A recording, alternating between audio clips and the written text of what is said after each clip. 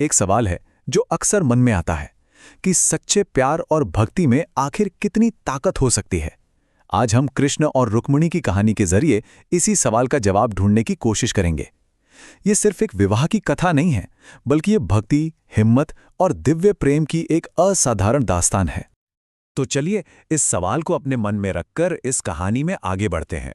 प्रेम और भक्ति की असली शक्ति क्या है, ये सवाल इस पूरी कथा का आप कह सकते हैं दिल है, और इसका जवाब हमें एक बहुत ही असाधारण सफर पर ले जाएगा। तो इस कहानी की शुरुआत होती है इसकी नायिका से, रुक्मिणी से, और उनकी कथा की नींव है कृष्ण के प्रति उनकी अटूट श्रद्धा। विदर्भ की राजकुमारी थी रुक्मिणी, लेकिन उनकी पहचान सिर्फ इतनी ही नहीं थी।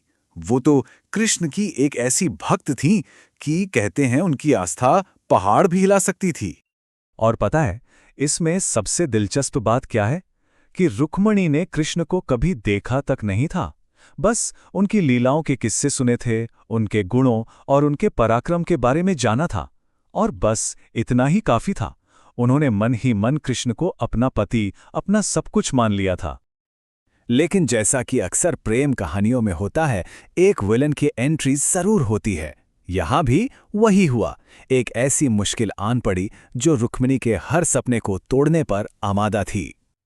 और ये मुश्किल, ये बाधा कोई और नहीं, उनके अपने सगे भाई रुक्मी थे। रुक्मी जो कृष्ण से ना जाने क्यों बेहद नफरत करते थे, और इसी नफरत में उन्होंने अपनी बहन का विवाह चेदी के अत्याचारी राजा शिशुपाल से तय कर दिया। सोचकर देखिए, रुक्मिणी के लिए ये किसी बुरे सपने से भला कम था क्या? तो अब हालात देखिए। एक तरफ रुक्मिणी की पसंद श्री कृष्ण, जो भक्ति और सद्गुण का प्रतीक थे, और दूसरी तरफ उनके भाई का फैसला शिशुपाल, जो अत्याचार और अन्याय का दूसरा नाम था। साफ जाहिर है रुक्मिणी की पूरी जिंदगी, पूरा भविष्य दांव पर लग चुका था। तो अब सवाल ये उठता है कि ऐसे में रुक्मिणी ने क्या किया होगा? क्या उन्होंने हार मान ली, अपनी किस्मत के आगे घुटने टेक दिए? जी नहीं, बिल्कुल नहीं। उन्होंने फैसला किया कि वो अपनी किस्मत खुद लिखेंगी, और बस यहीं से कहानी एक बिल्कुल नया, एक रोमांचक मोड़ लेती है। सबसे पहले तो उन्होंने निराश होने से साफ इनकार कर दिया। फिर उन्होंने एक विश्वास पात्र ब्राह्मण को बुलाया और उनके हाथों में एक गुप्त पत्र सौंपा। ये पत्र, ये संदेश भेजा जाना था सीधे द्वारका, कृष्ण के पास। बस यही उनकी आखिरी उम्मीद थी। और उस चिट्ठी में लिखा क्या था? कोई लंबी चौड़ी बात नहीं, एक सीधी सरल दिल से निकली पुकार। उन्होंने लिखा, हे श्याम, अगर आप मुझे अपनी पत्नी के रूप में स्वीकार करते हैं तो विवाह से पहले आकर मुझे यहां से ले जाइए। मैं देवी पूजा के बहाने मंदिर में अकेली आऊंगी। ये सिर्फ एक संदेश नहीं था, ये उनके अटूट विश्वास का जीता जागता सबूत था। और कृष्ण, उनका क्या रिएक्शन था पता है? जैसे ही उन्होंने वो पत्र पढ़ा, एक पल, एक क्षण की भी देरी नहीं की। वो तुरंत उसी वक्त विदर्भ के लिए निकल पड़े।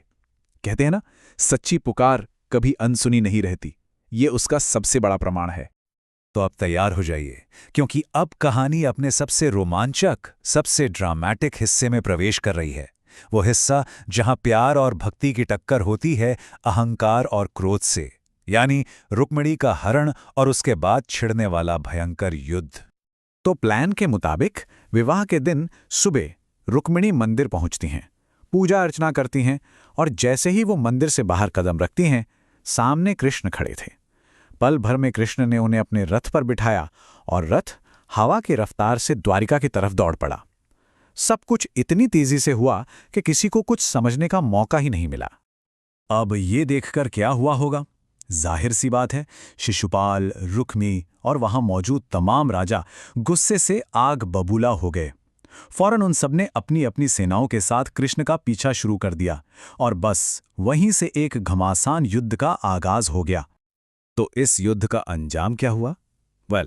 कृष्ण ने एक एक करके सभी विरोधी राजाओं को परास्त कर दिया। रुक्मी भी पकड़ा गया, लेकिन रुक्मिणी ने विनती की अपने भाई के प्राण बचाने के लिए, तो कृष्ण ने उसे जिंदा तो छोड़ दिया, लेकिन उसके अहंकार को चूर चूर करने के लिए सजा के तौर पर उसका सिर मुंडवा दिया।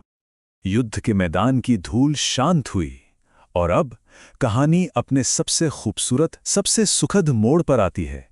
कृष्ण और रुक्मिणी विजय प्राप्त करके द्वारका लौटते हैं, और द्वारका में क्या होता है? एक भव्य समारोह, पूरे वैदिक रीति रिवाजों के साथ कृष्ण और रुक्मिणी का विवाह संपन्न होता है। इतनी मुश्किलों, इतनी बाधाओं को पार करने के बाद ये उनके पवित्र मिलन का जश्न था। लेकिन इस विवाह को सिर्फ दो लोगों का मिलन समझना भूल होगी।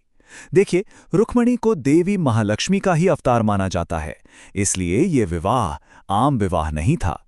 ये तो साक्षात लक्ष्मी और नारायण का दिव्य मिलन था, एक ऐसी घटना जिसका महत्व पूरे ब्रह्मांड के लिए था। तो इतनी बड़ी कहानी सुनने के बाद मन में सवाल उठता है कि इसका सार क्या है, इससे हम क्या सीख सकते हैं? ये विवाह तीन बहुत बड़ी बातों का प्रतीक है। पहला, सच्चे प्रेम का। दूसरा, धर्म की स्थापना का। और तीसरा, जो शायद सबसे जरूरी है, नारी सम्मान का। क्योंकि कृष्ण ने रुक्मिणी की इच्छा का, उनके फैसले का और उनके प्रेम का पूरा सम्मान किया। और इस सब का निचोड़, इस पूरी कहानी का जो सबसे बड़ा संदेश है, वो शायद यही है। जहां सच्चा प्रेम और निष्ठा भरी भक्ति होती है, वहां ईश्वर को स्वयं आना पड़ता है। रुक्मिणी की अटूट श्रद्धा में इतनी शक्ति थी कि उसने भगवान को अपने पास आने पर मजबूर कर दिया। तो ये कहानी हमें एक सवाल के साथ छोड़ जाती है कि इस पूरे किस्से में सम्मान के असली मायने क्या है?